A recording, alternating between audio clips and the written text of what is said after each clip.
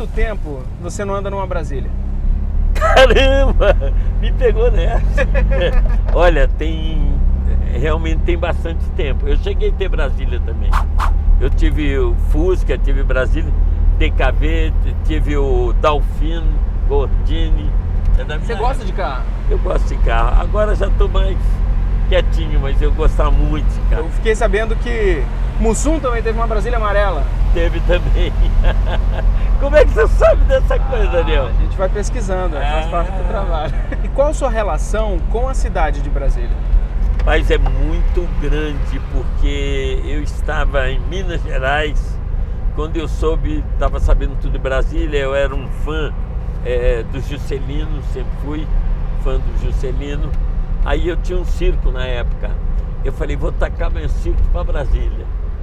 E vim embora naquela época, 2 anos e meio mais ou menos antes da inauguração de Brasília. Eu vim embora para cá, eu falei, eu vou ser o novo candango de Brasília. Em 57? Por aí, 57. Aí vim embora, eu tive um problema em Três Marias, que caiu a ponte lá, a gente não podia passar. Aí eu fiquei na usina de Três Marias ali, com o meu circo montado. Eu montei por uma semana que abria a ponte, mas aí não abriu a ponte. Eu fiquei lá 1 mês e meio lotando o circo todo dia. Ali. Você vê, aí cheguei em Brasília com a cara e a coragem. E a lona? E a lona, armamos uma lona, foi muito sucesso. Aí eu fui para Cidade Livre hoje. Núcleo Bandeirante, Candangolândia. Candangolândia. Aí eu digo que eu sou candango, né? Até na época eu lembro que numa peça minha a gente fez uma música que era malandro simbólico, malandro de invasão. De dia ele canta, de noite ele canta, de noite ele dança, mas de dia ele está na construção. Tudo a ver com aqui. Era mais ou menos assim. Você chegou a conhecer o JK, não? Amigo dele, fiz amizade com ele. Olha ele aqui. Olha que coisa linda, rapaz. Ele me deu em Sobradinho um quarteirão inteiro. Ele me deu um quarteirão para me fazer uma área de artes, de cultura. Mas eu não tinha dinheiro na época para isso. E eu acabei largando para lá, mas ele me deu de presente um quarteirão, rapaz. E aqui para fazer, ele falou, você faz teatro, circo, cinema, mas eu não tinha grana na época. Eu não sabia dessas coisas que podia ser arrumado empréstimo, não sei o quê, e aí não fiz, não tinha essa ideia. Você estava me contando que a primeira pessoa que apareceu numa transmissão de TV em Brasília foi você. Eu fui convidado primeiro, os caras me viram no circo, adoraram e me levaram para trabalhar no Rádio Nacional. Era todo domingo, 10 horas da manhã, eu fazia o programa na Rádio Nacional, aqui de Brasília. Aí, quando inaugurou a televisão, eu fui a primeira cara que apareceu na televisão, né, falando, estamos aqui, a nossa primeira transmissão, e não tem nada disso gravado, que não havia o videotape na época, né? Era tudo ao vivo. Era ao vivo. Aí eu falei, eu vou montar uma casa de espetáculo e um restaurante. Porque eu tinha muito esse amor, assim, por Brasília. Aí montei o restaurante Bossa Nova, que é Bossa Nova mesmo é ser presidente dessa terra descoberta por Cabral. Você é de uma família de circo, né? Família toda circense. Eu sou 8ª geração circense e tive a honra de ser nomeado aqui por Brasília, hoje o embaixador do circo no Brasil.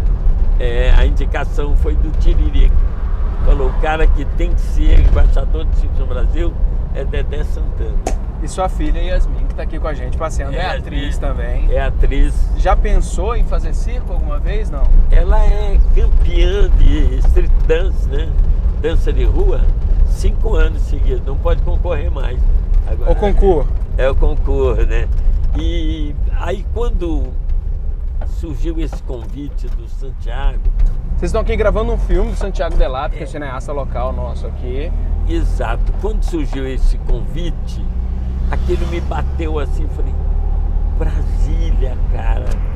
Eu sou cidadão brasiliense, você sabia? Cidadão? Ganhou? Na época concorreu eu e o Pelé. E eu ganhei por unanimidade. O Pelé não teve um voto, coitado. Foi todos para mim. Você já pode dizer que você deu goleada no Pelé. Dei uma goleada.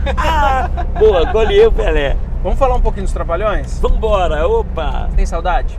Muita saudade dos momentos que a gente passava junto, das brincadeiras. Muita mesmo, né? Uma vez eu vi uma entrevista sua que você falou que você ficava mais tempo com os outros três do que com a própria família. É verdade, eles que eu digo aí. O que acontece hoje dos programas de televisão? O pessoal fala, parece que não tem muita graça, os caras parecem que eles trabalham juntos, mas não são muito entrosados. E é verdade, porque antigamente, por exemplo, nós, os Trapalhões, nós convivíamos quase que 24 horas juntos, brincando, sacaneando. E aquela amizade, aquela coisa a gente levava para a televisão.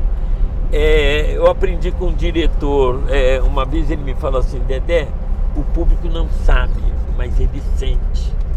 Então o público sentia que havia uma amizade, uma brincadeira entre a gente. E como toda amizade, tinha momentos bons, momentos ruins, briga. Eu brigava muito com o Renato. Eu e o Renato somos marido e mulher, a gente briga muito. Ainda hoje? Ainda hoje. Não, agora parou, os velhos se acalmaram um pouco. Mas, inclusive, hoje, vamos ver se você entende bem o que eu vou falar. Hoje eu fico preocupado com o Renato com uma coisa, a preocupação que ele sente por mim. Eu vejo que ele se preocupa comigo o tempo inteiro. E eu tenho esse mesmo cuidado com ele, entendeu? Eu sempre considerei assim, o Zacarias o grande ator do grupo. O grande astro, o grande ator do grupo, o cara sensacional é o Zacarias, pode ter certeza disso. O grande comediante... Foi o que doeu mais? Foi o que doeu. O grande comediante do grupo Mussum, cara de improviso, cara que faz piada com você, comigo, com o Didi, com todo mundo ele fazia piada. E Dedé e Didi, eles são dois palhaços. A realidade é essa, nós somos dois palhaços. Nós sabemos o truque de fazer rir. Nós sabemos o tempo certo da piada. Porque você vê, ali eram 4 personagens, um malandro da Mangueira, um mineirinho de Sete Lagoas, meio inocente, um galã da periferia, que era eu, que via o Roberto Carlos com uma roupa e achava que se botasse a roupa do Roberto Carlos, ele ia ser igual ao Roberto. Né? Esse era o meu personagem. Né?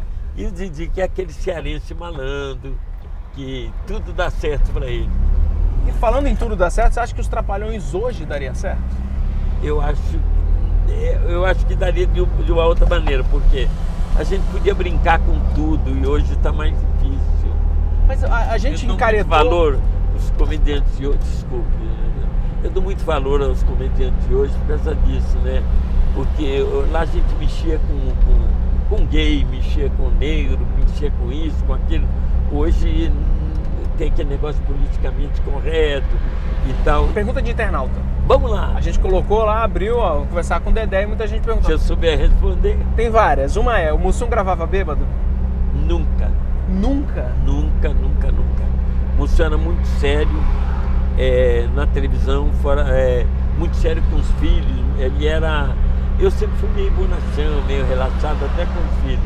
Ele não, ele obrigava os filhos a estudar, tinha que fazer andar certinho, horários, tudo. Ele era muito, como é que se diz? Caxias dessas coisas. Agora, acabava a gravação, aí ele mandava pau. Bebia mesmo, irmão, tomava todas.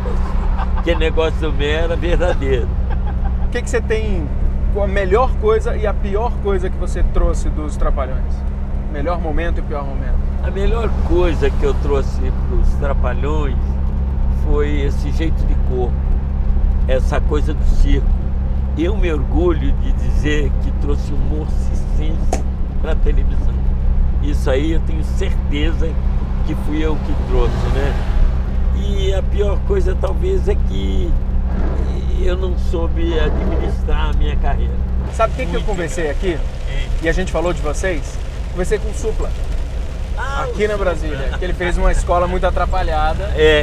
Com você, a gente falou de vocês. E ele falou muitíssimo bem, que vocês todos são atenciosos, enfim. que morria de rir. Que legal. Mas ali a gente já estava com um problema sério naquele filme. Vocês Zacarias já estava muito doente. Entendi. Muito doente mesmo. Ele fez o filme muito mal de saúde. Em relação à briga, principalmente entre você e o Renato, que muita gente perguntou também, quando eu falei de pergunta de internauta, você entrou em depressão depois que separou? O que aconteceu? É o seguinte, na realidade, os dois eram para entrar em depressão, porque morreu um, aí quando o Renato falou uma coisa que é verdade, nós somos uma mesa, entendeu? Perdemos uma perna, ficamos capengando, aí perdemos duas, desequilibramos. Essas são as palavras do Renato. O Didi continuou na Globo por causa do Criança Esperança e eu saí. E aí, na realidade, eu caí meio em depressão. Falei, pô, não quero mais fazer nada. Engordei 30 e poucos quilos e tal. Até que eu fui chamado para fazer, eu achei muito legal pelos artistas que trabalhavam, né? O Daniel, eles me chamaram para fazer a Escolinha do Barulho. Foi onde eu conheci esse grande talento que é o Tiririca. É um talento, é um maior comediante nosso do país. Eu conheci Tiririca e outros elementos e tal. Fiquei lá 2 anos, em seguida Beto Carreiro, que eu conheci com 17 anos de idade, amigo da minha família, falou, Dedé, eu queria fazer um programa no SBT, mas eu não tenho nome de frente. Se você fizer o programa, o Silvio Santos põe o programa.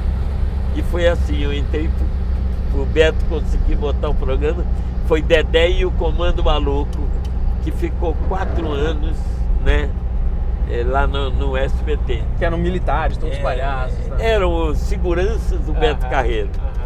E aí, quando o Beto faleceu, o Didi ligou para mim e falou, cara, e agora, o que você vai fazer? Eu falei, sei lá, eles têm intenção de fazer um outro programa comigo, o Dedé Alegria do Parque e tal.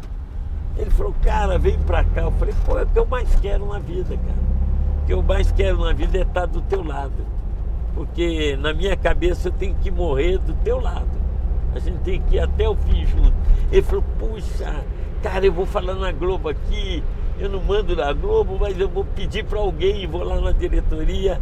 Aí no outro dia ele me ligou, olha, você já está contratado, vem embora e tal. E quanto eu ganho, não sei, vai lá e vê lá com eles, isso aí não é comigo. E aí eu voltei a trabalhar com o Renato Aragão. Eu criança, pra gente terminar de contar uma história pessoal, se me permitir. Eu criança, eu fiquei doente algumas vezes, como criança.